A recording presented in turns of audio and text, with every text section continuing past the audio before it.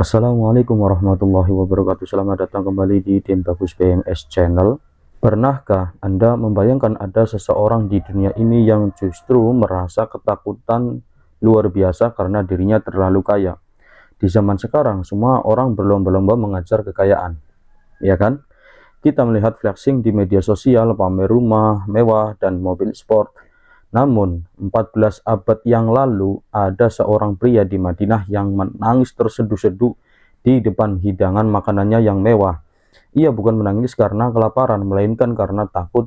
Dan ia berkata, "Sahabatku Mus'hab bin Umair terbunuh, padahal ia lebih baik dariku. Ia hanya punya sehelai kain kafan yang jika kepalanya ditutup, kakinya kelihatan. Sekarang, dunia telah dibentangkan untuk kita. Aku takut pahala kebaikanku telah dihabiskan di dunia ini." Nah, pria itu adalah Abdurrahman bin Auf, salah satu dari 10 sahabat Nabi Muhammad SAW yang dijamin masuk surga. Ia adalah seorang pembisnis jenis bertangan dingin yang jika ia menyentuh batu, batu itu seolah berubah menjadi emas. Tapi uniknya, sepanjang hidupnya ia justru berulang kali mencoba untuk miskin. Namun Allah selalu mengembalikan hartanya berlipat ganda. Bagaimana rahasia bisnis pria ini? Dan mengapa kekayaan justru membuatnya bergetar ketakutan? Mari kita bedah kisahnya secara mendalam. Mari kita mulai.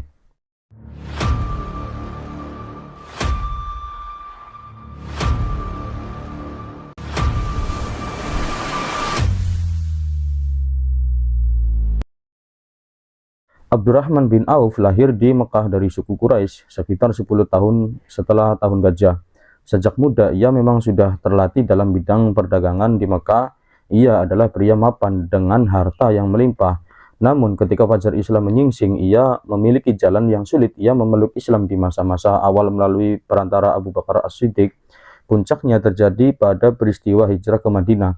Kaum kafir Quraisy memberikan syarat yang sangat kejam. Jika ingin pergi ke Madinah, para sahabat harus meninggalkan seluruh harta benda mereka di Mekah.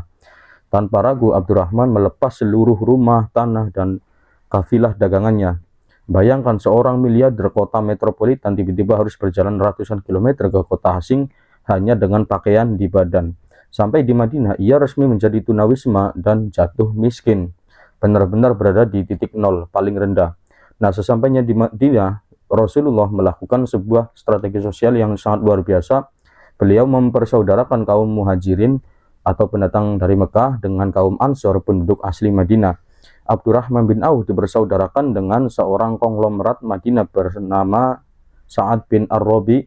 Sikap Sa'ad luar biasa dermawan. Ia mendatangi Abdurrahman dan berkata, "Wahai saudaraku, aku adalah salah satu seorang paling kaya di Madinah. Ambil setengah dari hartaku untukmu, dan aku memiliki 2 istri. Lihatlah mana yang menarik hatimu. Aku akan menceraikannya agar kau bisa menikahinya setelah masa idnya selesai."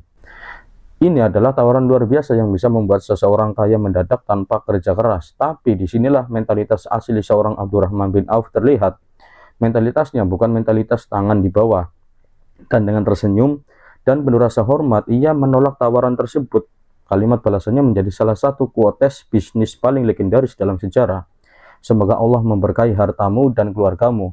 Aku tidak butuh itu semua. Cukup tunjukkan padaku di mana letak pasar kota ini." Nah, saat kemudian menunjukkanlah jalan menuju pasar Bani Qainuqa, dan mulailah Abdurrahman beraksi. Banyak sejarawan mencatat dalam waktu singkat, hanya hitungan bulan, Abdurrahman bisa mengumpulkan modal menikah dengan mahar emas sebesar biji kurma dan kembali menjadi orang kaya. Bagaimana caranya? Apakah dia memakai sihir? Tentu saja tidak, sahabat. Ini adalah murni kejeniusan strategi bisnis yang melampaui zamannya. Mari kita bedah 3 strategi utamanya yang bisa kita tiru hari ini. Pertama, yaitu riset dan analisis celah pasar. Saat pertama kali menginjakkan kaki di pasar Madinah, Abdurrahman tidak langsung berjualan. Ia mengamati, ia melihat bahwa pasar tersebut dikuasai oleh kaum Yahudi dengan sistem monopoli dan riba yang mencekik. Ia juga melihat komoditas apa yang paling dibutuhkan masyarakat, namun pasokannya tidak efisien. Ia menemukan celah, yaitu pasokan mentega, keju, dan hewan ternak, khususnya unta. Kedua, strategi volume tinggi dengan profit rendah, high volume atau low margin. Abdurrahman mulai berdagang dengan modal sekecil apapun yang ia bisa kelola. Ketika ia mulai menjual unta, strategi yang ia pakai membuat pedagang lain geleng-geleng kepala. Ia menjual unta dengan harga modal. Ya, Anda tidak salah dengar.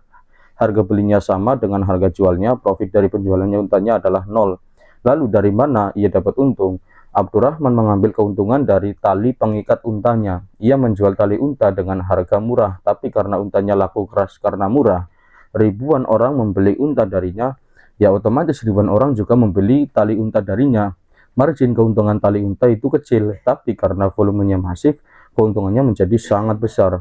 Dalam ilmu manajemen modern, ini disebut cross-selling strategi ketiga, transaksi tunai dan menjaga reputasi.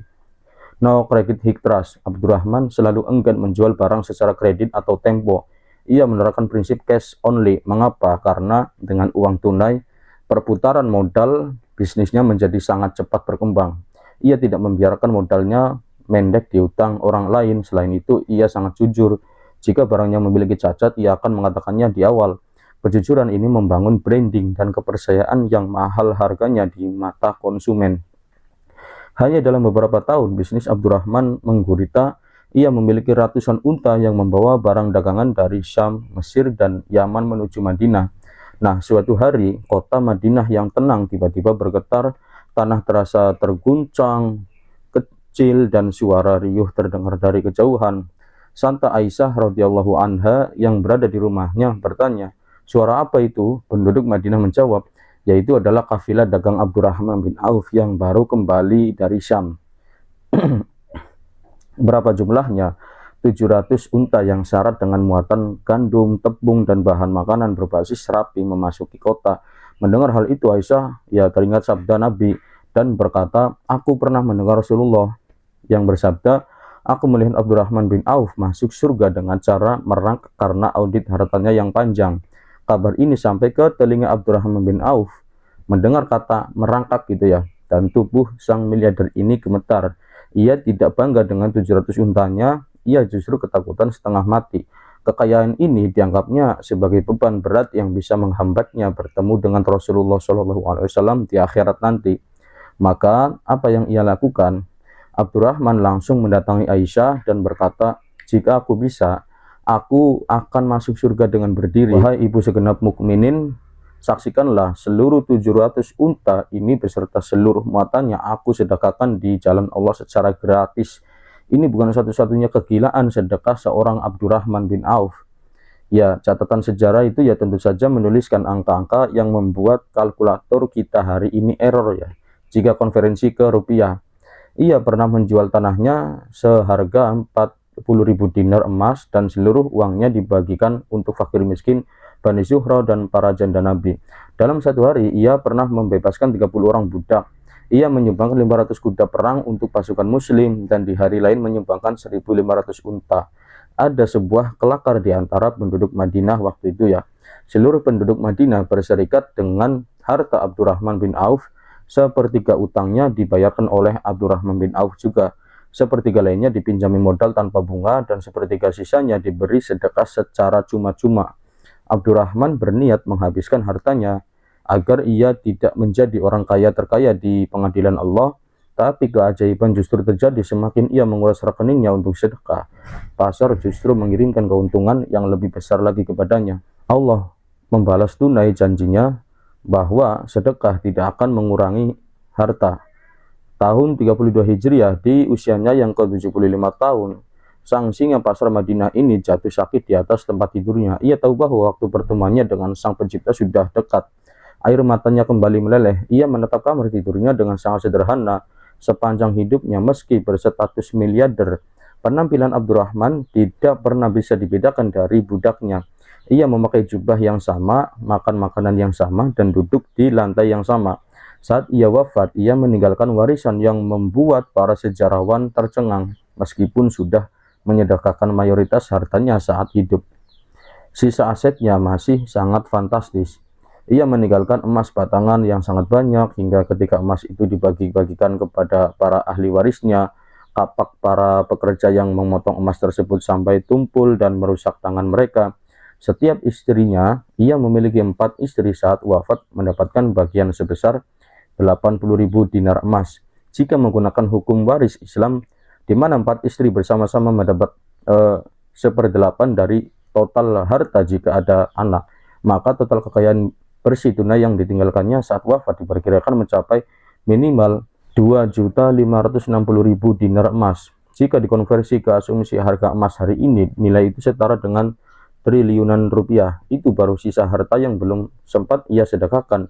Ia dimakamkan di pemakaman Al-Baqi Madinah. Sahabat mulia Ali bin Abi Thalib berdiri di samping makamnya dan berkata dengan penuh penghormatan, "Engkau telah mendapatkan kejernihan hidup ini dan engkau telah mendahului kekeruhannya. Semoga Allah merahmatimu wahai Abdurrahman." Sahabat kisah Abdurrahman bin Auf mengajarkan kita satu pelajaran berharga tentang konsep kepemilikan. Bagi Abdurrahman, harta itu diletakkan di tangan, bukan di dalam hati. Ketika harta berada di tangan, saat harta itu diambil atau disedekahkan, hati tidak akan merasa sakit atau kehilangan. Harta baginya hanyalah alat, kendaraan, dan tools untuk membeli keridhaan Allah dan membantu sesama. Ia membuktikan bahwa menjadi kaya raya bukanlah sebuah dosa, asalkan kekayaan itu didapatkan dengan cara yang halal dan digunakan untuk membela nilai-nilai kemanusiaan dan ketuhanan.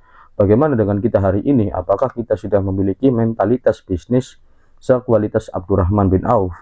Ataukah kita masih sering mengeluh saat harus berbagi dengan sesama? Semoga kisah ini menginspirasi kita untuk menjadi pribadi yang mandiri secara finansial, namun tetap rendah hati dan dermawan secara spiritual. Ya, terima kasih telah menonton video ini sampai selesai. Jangan lupa untuk terus kita mencari keridhaan Allah Subhanahu wa Ta'ala. Sampai jumpa di video selanjutnya. Wassalamualaikum warahmatullahi wabarakatuh.